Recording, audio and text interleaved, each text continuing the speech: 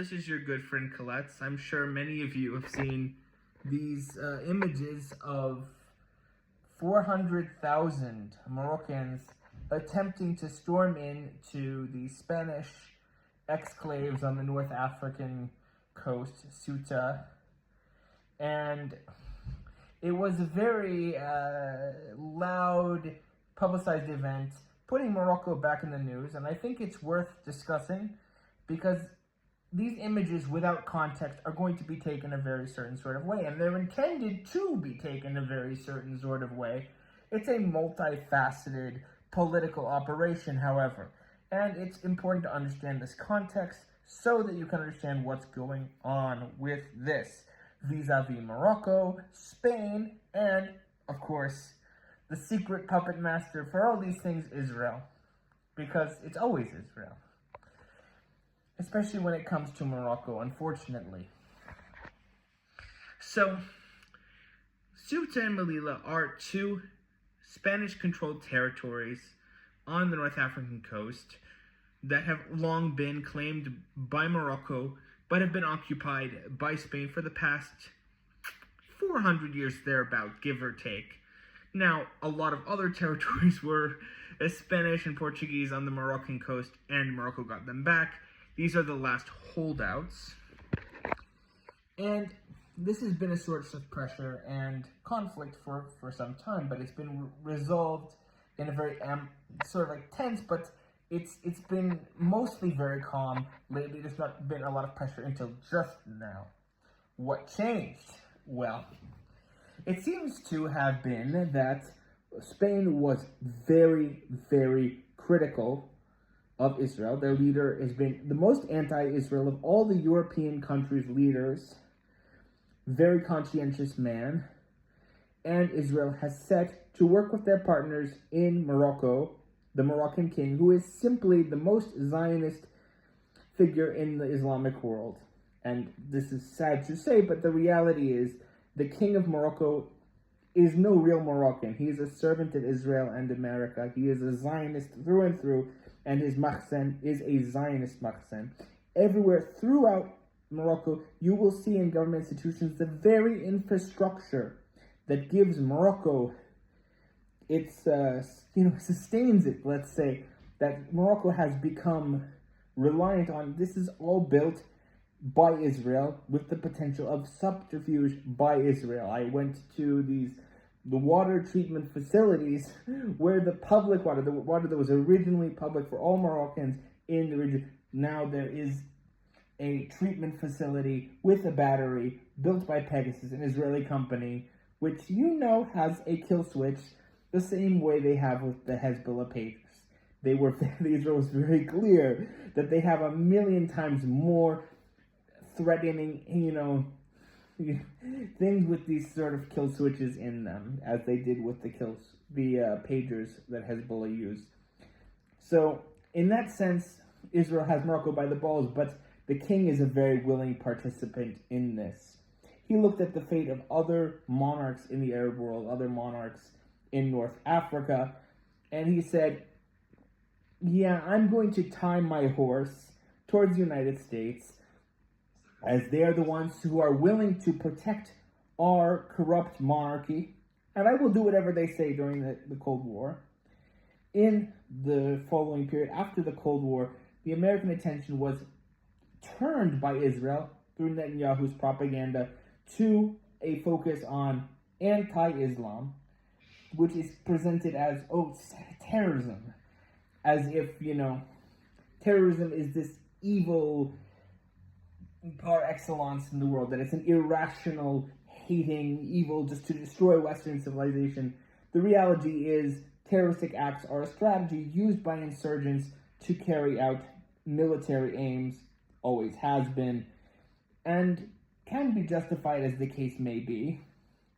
Well, Israel is creating this narrative that terrorism is just pure evil and associating all Muslims with terrorism. That was the aim that Netanyahu has done these past 60 years in the American media.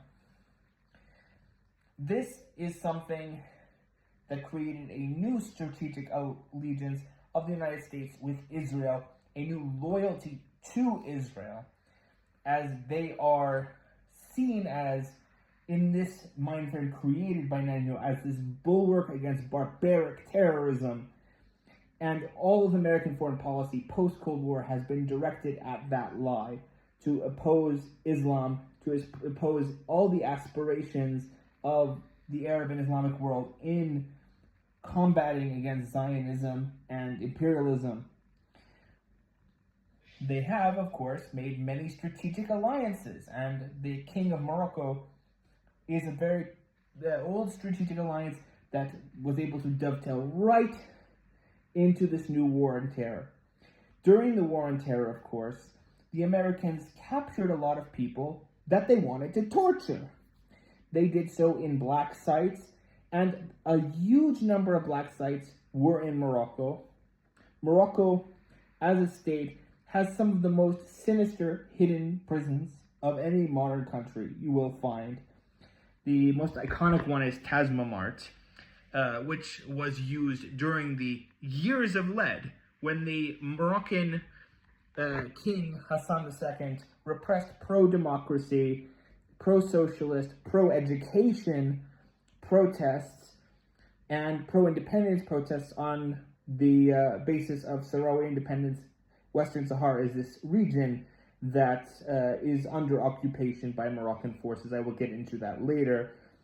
Pro-independence forces under Polisario and, of course, peaceful advocates for independence were locked up in Tazmamart in essentially cells smaller than this bed. You could not lie down, you could not properly sit down, you were squeezed in, sometimes for 20 years, fed at somewhere between the amounts you will starve to death and not, sort of on that line, and hundreds died, at minimum, in Tazmamart.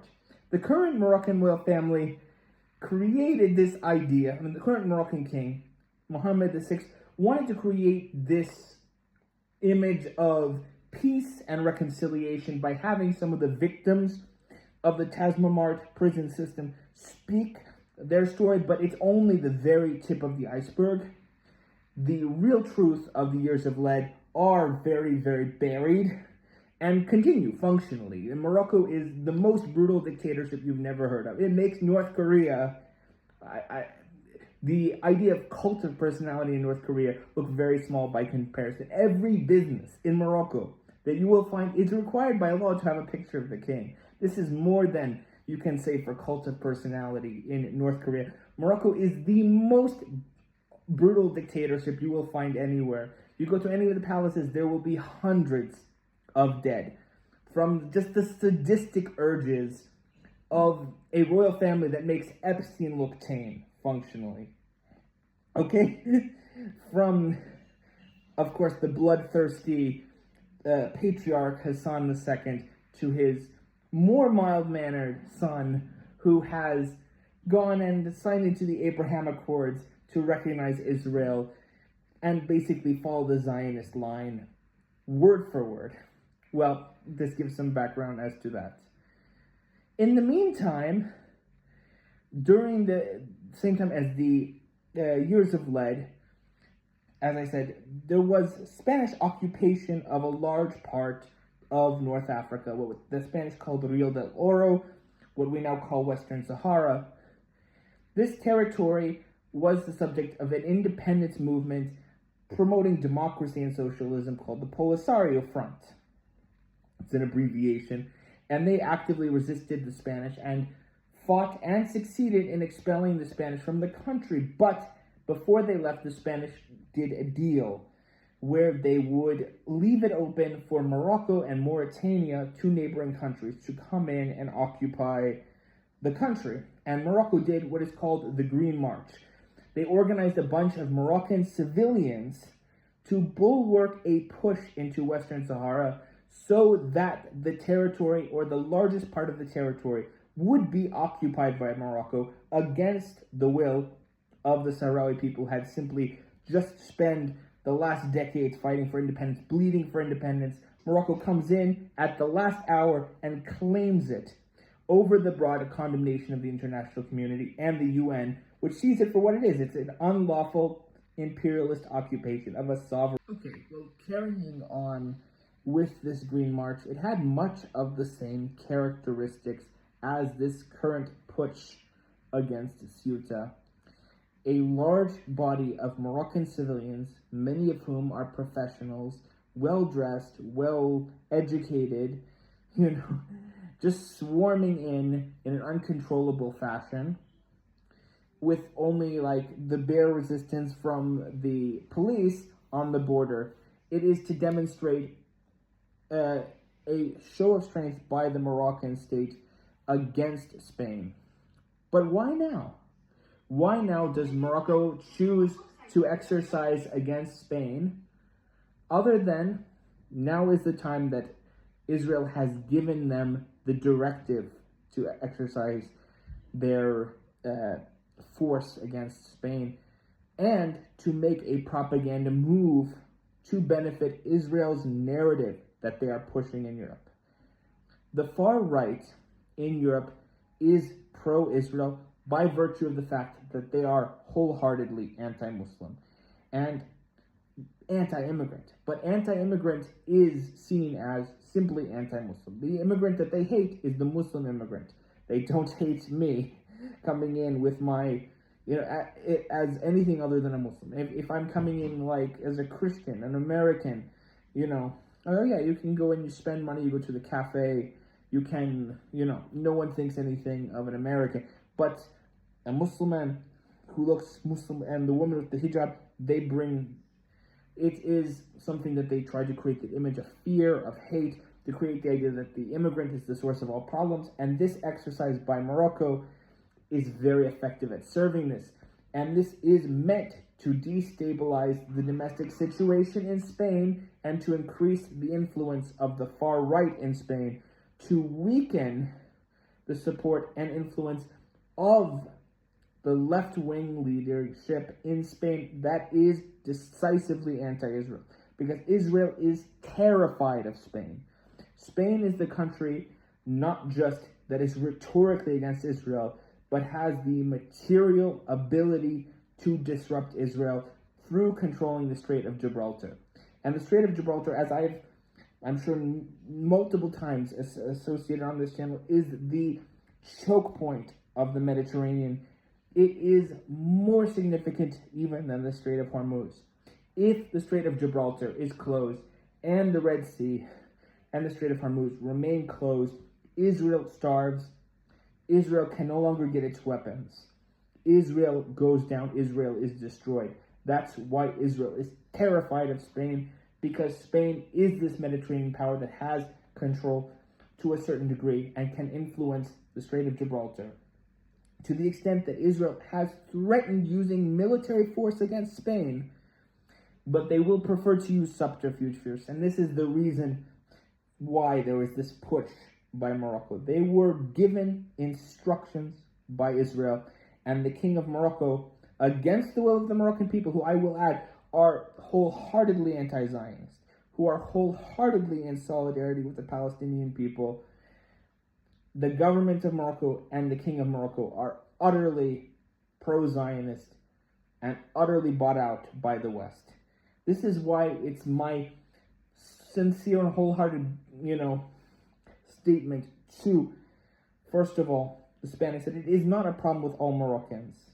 This is not an invasion force of immigrants coming there to take your jobs, to destabilize.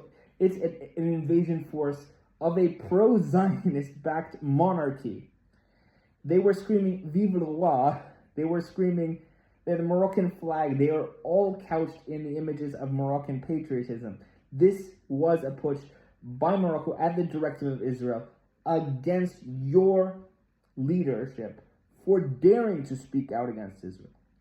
And I will say to Moroccan people, do you stand for a king who supports Israel, who supports the United States and Donald Trump, who named a street after a highway after Donald Trump in Morocco? Shameful. That this is the country that was where Epstein had every intention to do his work. He was attempting to buy a Riyadh in Marrakesh up till the moment he was dying. He was negotiating for a Riyadh in Marrakesh because he thought Morocco would be the safest place to run his routine because the King of Morocco is the most Zionist leader in the world. Isn't that shameful for you Moroccans? And I say this as a person who loves Morocco, who is wearing a jalaba and will wear a Moroccan jalaba proudly, because I love Morocco and I love Moroccan people. But it is a shameful thing that you have allowed your government to go like this. Let this be the generation where Morocco has democracy, where Moroccan people control Morocco and have control over their own affairs, reject Zionism and reject the monarchy and reject the Mahsen.